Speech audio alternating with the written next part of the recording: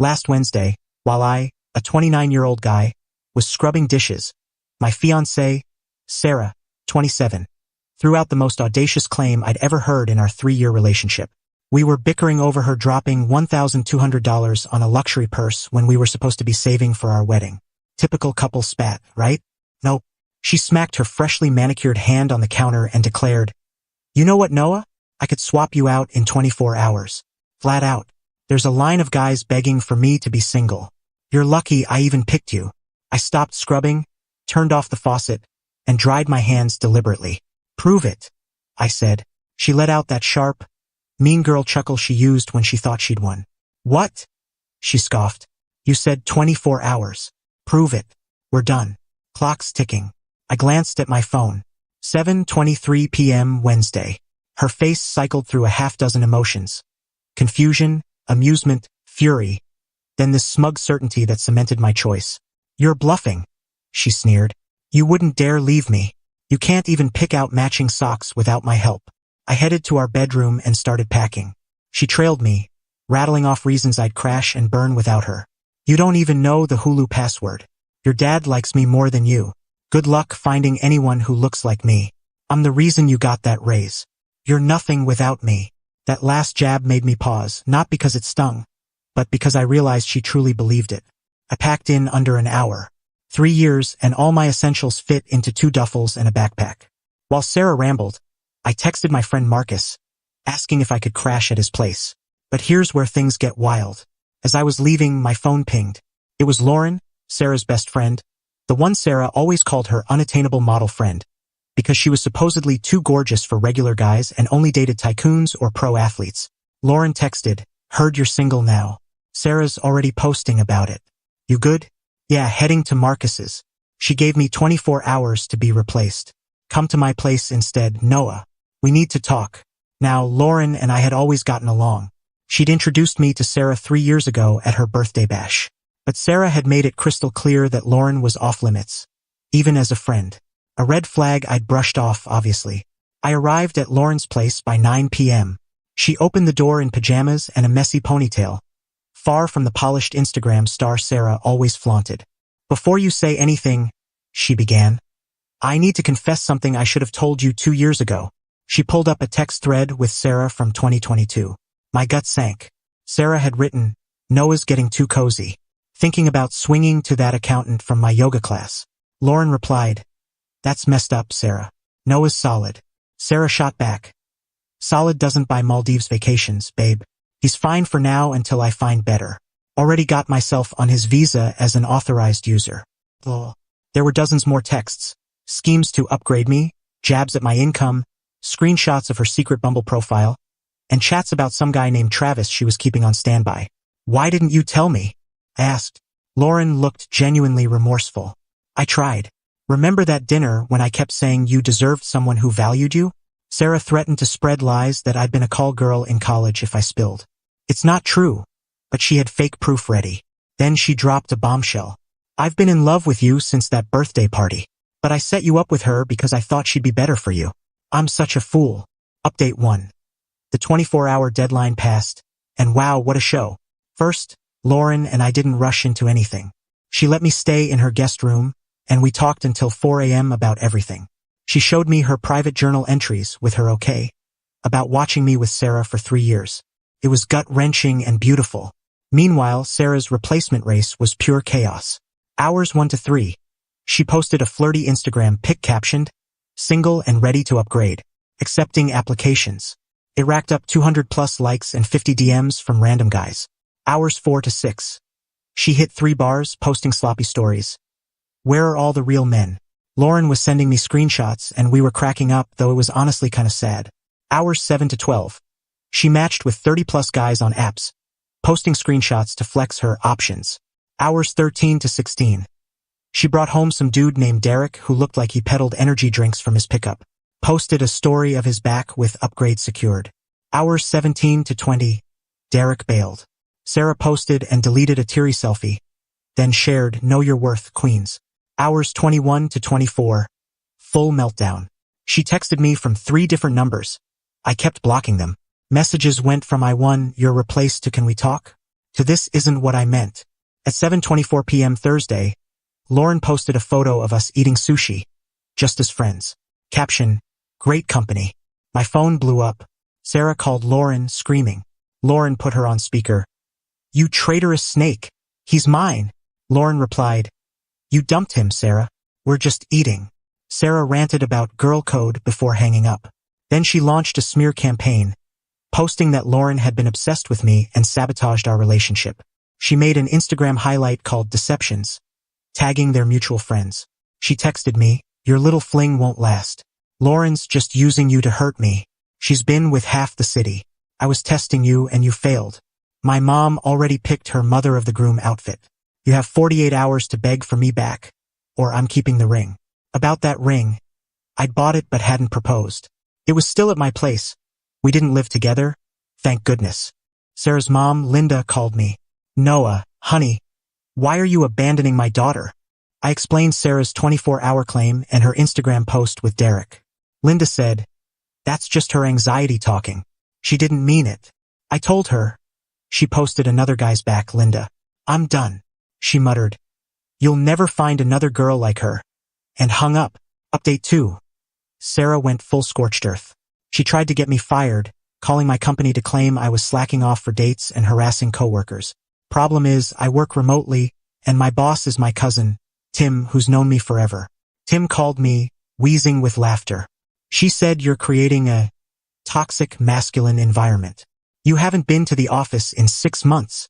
Next, Sarah pivoted to victim mode, posting about recovering from narcissistic abuse and starting a blog series on spotting manipulators. Her friend Chloe even did a podcast episode about it, hinting at certain people who reveal themselves when rejected. Meanwhile, Lauren and I were catching feelings. Not the rebound nonsense Sarah claimed, real, deep connection. We'd take walks. She'd show me her photography projects, and I'd cook for her. Turns out, I'm decent when someone's not nitpicking my every move. We stayed platonic for 2 weeks, just friends. Then Sarah showed up at Lauren's building at 11 p.m., claiming we were holding her stolen property. Security called up. We saw her on the camera, mascara streaked, clutching a box. Lauren told them not to let her up, but Sarah started yelling about us stealing her grandmother's ashes. Her grandma's alive and well in Miami. She went live on Instagram from the lobby. "I'm here to get my stuff from my best friend who stole my fiancé, and they're calling the cops." About 200 people watched, including her mom, who commented, "Stay strong, sweetie." Cops arrived. Sarah listed her stolen property. Her emotional support hair curler, a sweatshirt she basically owned, 3 years of memories, her future. The officer looked done. "Ma'am, do you have actual property here?" Sarah insisted I was being manipulated. They escorted her out, not arrested, just removed. The live stream caught it all, including her calling the cops tyrants. A viewer named Jake commented, "Didn't you say you'd replace him in 24 hours? It's been 2 weeks, girl." She blocked him mid-broadcast. Update 3. Sarah found out about the ring. My old roommate, Greg, ran into her at a cafe. She played the victim, and Greg, bless his naive heart, mentioned I'd planned to propose before the split. Sarah flipped. She told everyone I'd stolen her engagement and owed her a wedding. She posted a Cash App link for Healing from Broken Dreams, raising $300. Her friends planned a revenge wedding where she'd marry herself to reclaim her strength. Invitations, a registry, everything. Then karma hit hard. Remember Derek, the energy drink guy? He was married.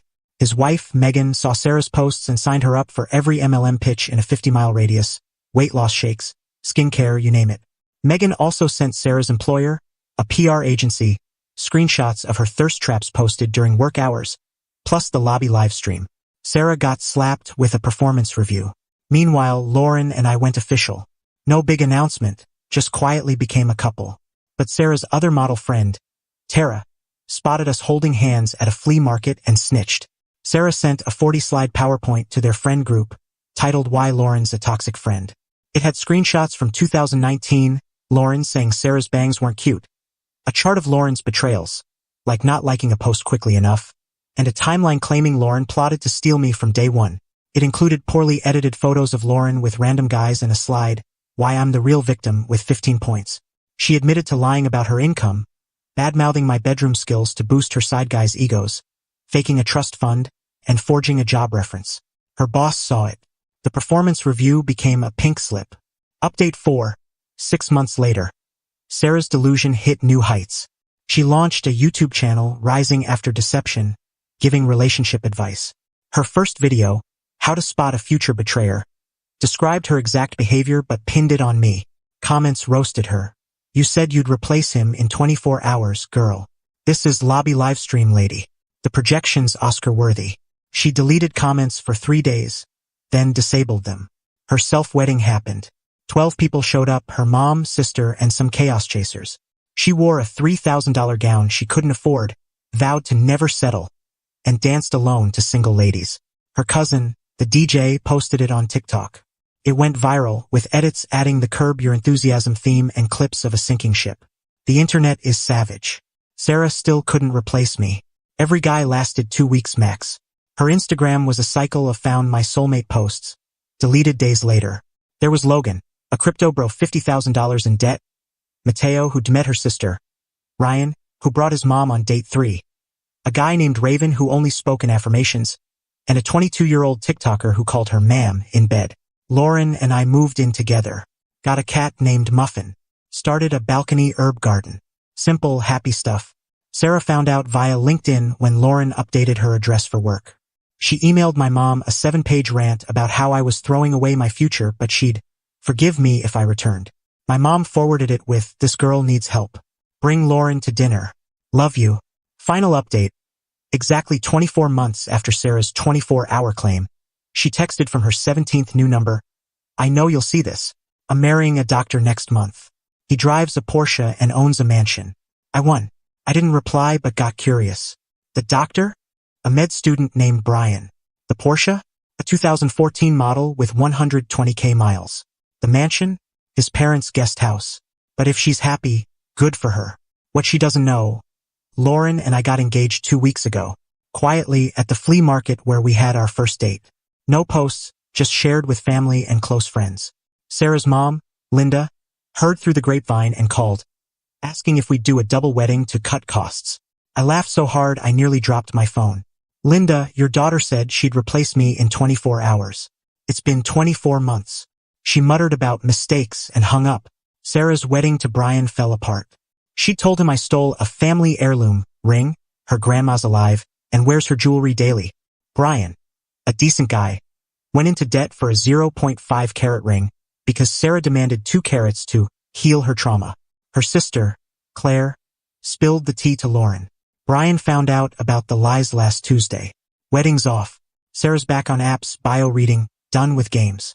Past engagement ruined by a bitter ex and his scheming girlfriend. Need a real man for a real woman. It's been 24 months. She hasn't replaced me. Not because I'm some prize, but because she saw me as a prop, not a person. Lauren and I are planning our spring wedding. Small, intimate, no drama. To those asking why I missed the red flags, I saw them but thought love meant accepting imperfections. There's a difference between flaws and core character issues. Sarah, if you're reading this, Claire says you stalk my Reddit. Your 24 hours expired 730 days ago. Stop chasing placeholders. Brian deserved better than being your status symbol. And Lauren wasn't in love with me to spite you. She loved me despite you. You'll never get that. Peace out. Off to tend my herb garden and snuggle Muffin with my fiancé, who sees me as a human, not a checklist. Edit. Stop asking for Sarah's YouTube. It's gone after the 50th 24-hour girl comment. No brigading. Edit 2. Yes, self-weddings are real. Google it. People are wild. Edit 3. Brian messaged to thank me for dodging a bullet. We're not buddies, but I wished him luck. He's dating a sweet girl from his study group. Sarah posted about disloyalty in healthcare. The saga continues. Edit 4. The herb garden's thriving. Muffin hasn't nibbled it yet. Life's good.